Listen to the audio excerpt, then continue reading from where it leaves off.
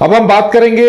जिस तरह से काउंसलिंग हो रही है। एक तरफ अदालत ने परीक्षा परिणामों पर रोक लगा दी है और अपनी मॉनिटरिंग में परिणाम जारी करने की नसीहत दी है, वहीं दूसरी तरफ काउंसलिंग का काम शुरू हो गया है। हमारे संवाददाता नीरज हमारे साथ हैं। नीरज, काउंसलिंग को लेकर क्या कुछ रिएक्शन सामने आ रहा है? आप वहां गए भी थे, क्या कुछ अभ्यर्थियों से बातचीत हुई?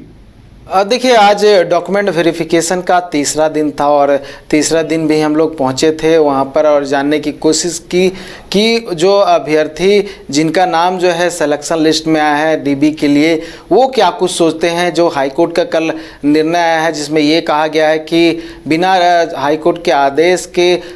जो रिजल्ट का प्रकाशन है वो ना हो, तो वो क्या कुछ सोचते हैं, उनके मन में क्या कुछ चल रहा है। और कहीं ना कहीं बहुत सारे जो अभ्यर्थी पहुंचे हुए थे उनका कहना था कि जैसे ही उन्हें खबर मिली कि इस तरह के जो निर्देश है झारखंड हाईकोर्ट से आया, तो उन्होंने सबसे पहले सोचा कि संभवतः जो डॉक्यूमेंट वेरिफिकेशन की प्रक्रिया चल रही है वो रद्द कर दी जाएगी। लेकिन बाद में उन्हें जो जानकारी मिली है उसके माध्यम से वो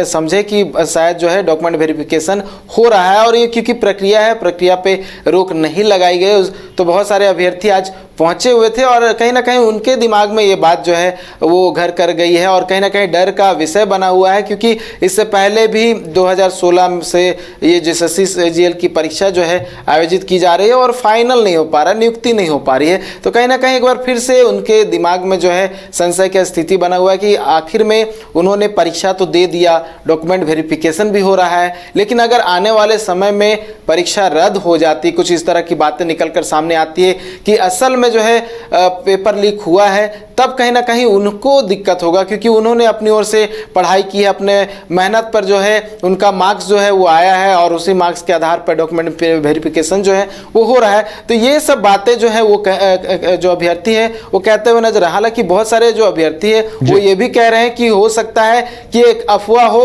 और वैसे अभ्यर्थी जो सफल नहीं हुए हैं, वैसे नेता, वैसे छात्र नेता जो कहीं ना कहीं इस माध्यम से अपनी राजनीति सेकने की कोशिश कर रहे हैं, एक मुद्दा बनाने की कोशिश कर रहे हैं, ये भी हो सकता है, अफवाह भी हो सकता है, लेकिन जांच होनी चाहिए। जांच हो तो वैसे अधिकारियों पर भी कार्रवाई हो जिन्होंने पेपर लीक करवाया है, और ये भी निकल कर अगर सामने आता कि पेपर लीक नहीं हुआ है तो वैसे लोग जो लगातार इस बात को कह रहे हैं कि पेपर लीक हुआ है उस पर भी कार्रवाई होनी चाहिए। तो ये बहुत अच्छी अच्छी बातें जो है अभ्यर्थियों ने कहा है कि जांच होनी चाहिए और सच का सच, झूठ का झूठ सामने आना चाहिए, यानी कि जो दूध का दूध और पानी का पानी हो जाना चाहिए। नीरज, हम इस बात को समझ सकते हैं कि जिन लोगों के नाम लिस्ट में आए हैं, जो काउंसलिंग के लिए जा रहे हैं, उन्हें तो इंतजार इस बात का होगा कि क्योंकि 8 साल पहले परीक्षा हुई थी, अब जाकर परीक्षा हुई है, तो उन्हें इंतजार इस बात का होगा कि उन्हें नौकरी मिले, उन्हें रोजगार मिले।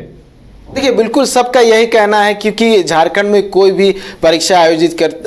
मतलब जैसे ही होती है वो कहीं ना कहीं विवादों में चला जाता है। चाहे जेएसएससी की बात कर ले, जेपीएससी की बात कर ले, ये तमाम जो परीक्षाएं आयोजित की जाती है दोनों आयोग की ओर से, वो परीक्षा विवाद में चल जाता है। तो कहीं ना कहीं ये दिमाग में उनका चल रहा है कि ये भी विवाद का विषय बना हुआ है और ये कब नियुक्ति पूरी होगी इसका कोई अता पता नहीं। अगला कि डॉक्यूमेंट वेरिफिकेशन जो है वो 20 तारीख तक कंप्लीट हो जाएगा, लेकिन क्योंकि अगली सुनवाई जो होना है जेएसएससी सीजीएल मामले में वो 22 जनवरी को झारखंड हाईकोर्ट में होना है और 22 जनवरी तक जेएसएससी की ओर से कोई भी मेरिट लिस्ट जारी नहीं होगा। 22 जनवरी को जब सुनवाई होगा तब ये स्थिति क्लियर होगा कि एक्चुअल में क्या आगे होने वाला है, क्या जेएसएससी को छूट मिलेगी कि वो रिजल्ट प्रकाशित कर पाए या फिर पूरा मामला जो है वो वहीं खत्म हो जाएगा। यानी कि परीक्षा रद्द करने की जो मांगे उठ रही थी, जो बातें निकल कर सामने आ रही थी, जो